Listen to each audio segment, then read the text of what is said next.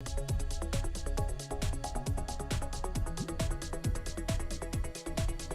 right. Welcome back. Well, yesterday JRF had their Media and Communications meeting, and it was a rather short meeting. Not a whole lot discussed, but we have the chairperson, Stanley Feldstein, here today. And as I alluded to, we'll talk about the meeting. We're also going to talk about the pronunciation of your name. And Yes. we talked last time you were on, we talked off camera about that, but you brought some very interesting information here, and I thank you for that. First, let's get to the meeting. Again, there wasn't, I would say one of the biggest comments, so to speak, was more about the access of Wi-Fi in the community. And we were downstairs, and some of us brought up our phones to check, and we were all getting on very easily. But as Russ Ridgway explained, with Wi-Fi, the more people that use it in a certain spot, it, like anything, it's like being on the freeway, it congests. Well, you know, that issue depends upon a generational gap. Mm-hmm. I'm of the generation that is not skilled in the advanced networks and all of that. I never use Wi-Fi anywhere outside my home. Mm-hmm. And I have it in the home because I use the internet. Yeah.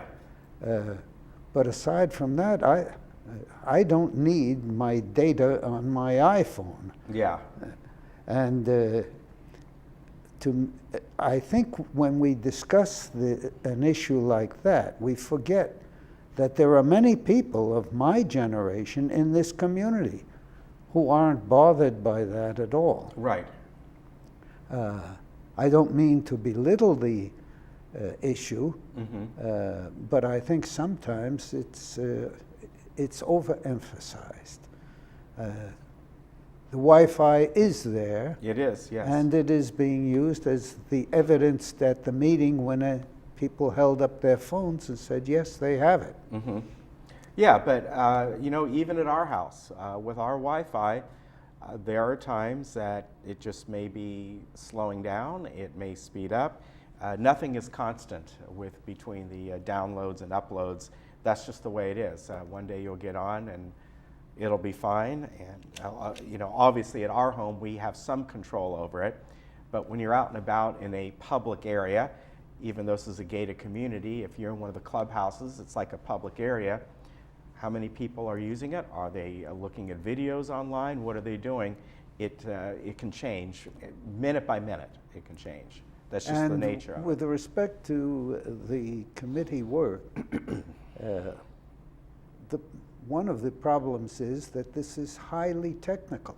Right. The average person is not familiar with the Mm-hmm. operations, and it takes time to learn. I'm in that process, and it comes slowly, but I'm hopeful we are making progress. Our two principal projects are the renewal of the new resident orientation program. Yes. Mm-hmm.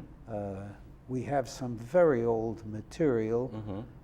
that is distributed to the new residents, and it's going to be updated. Right. As you know, we have a task force working on that. And the other is the newsletter.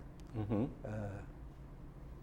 I have questioned, and I say that openly, about the need for another newsletter. We now have 4 newsletters in the community. I don't know how much news we have for the letters, but we also have a task force working on that, and I'm sure they'll report very shortly.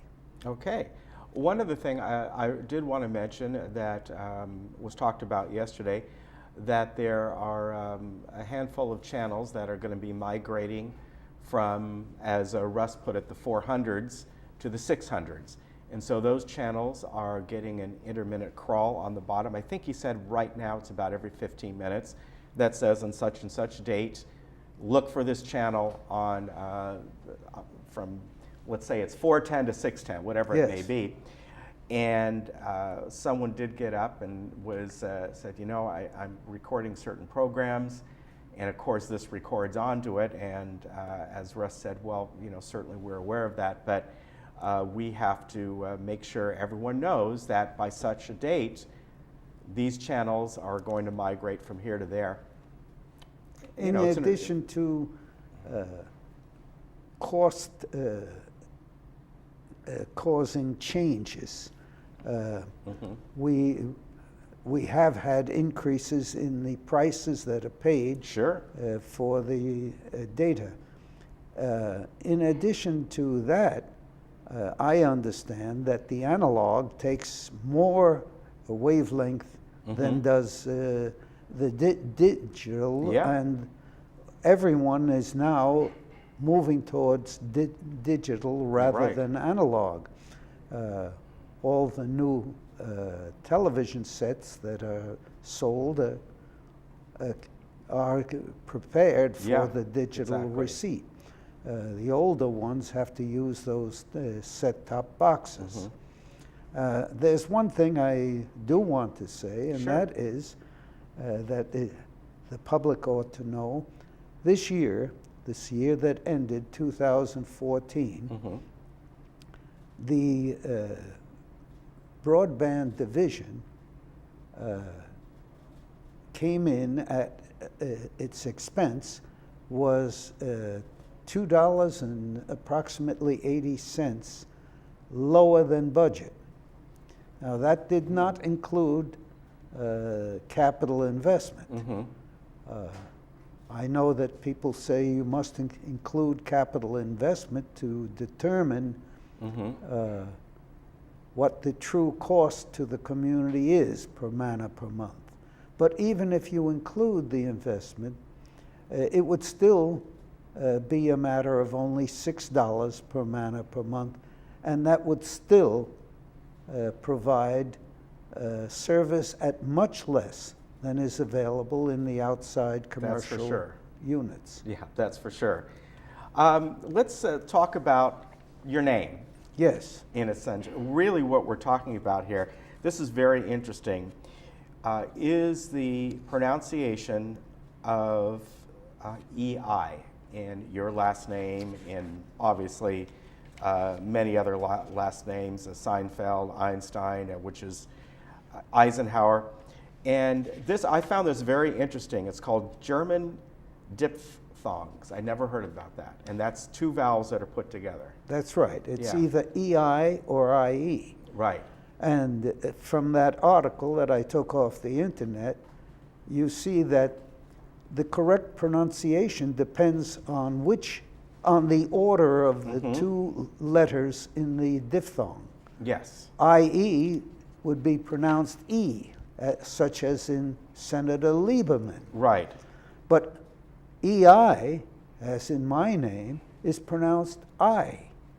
And as a matter of fact, in the article, they spell it out, EYE, to be sure Yeah, that you exactly. understand the pronunciation. Yeah, and it's very that's why interesting. we have Senator Feinstein. Exactly. And you got this, the website, if you want to look at it yourself, is called learngermanwords.com. So you can go through here and get all this information. And it's really quite interesting, right down to, you know, how to pronounce cities in Germany and alphabetic pronunciations and all. And as I told Stanley, that when I was in high school, I used to have a friend that his last name should have been pronounced Silverstein, but he pronounced it Silverstein. It was spelled like in your name. And so it's always confused me over the years when I see that name, like, well, he pronounces Silverstein. Why? And I've never known, they probably were pronouncing it wrong. Well, it's true of other names as well that are of foreign origin. Yes. I mentioned there, for example, the Spanish name Esteban. Yes. In Spanish, if there's no accent, it's the next to last syllable that is emphasized. Right. Esteban. Yes. But I hear people on television in the sports programs saying Esteban. Right. And instead of Perez, which has an accent, they say Perez. To me, it's annoying because once you become familiar with the correct pronunciation, it's troublesome that those who use these names never take the time to learn how to pronounce them. Right, and certainly know that. As you said, you were telling me you lived in Puerto Rico for 45 years. So you would definitely know those names. Well, thank you for coming on. I appreciate it. And this is neat that you gave this to me. If you again want to look at this, learngermanwords.com, and there's a wealth of information here, and I really appreciate that. It's a fun topic. Pleasure. All right. It's a pleasure being with you. All right, and nice seeing you. You take care, and folks, we'll be right back there. We're going to bring you the recreation report. Keep the weather warm. I will. We'll get you unhooked there.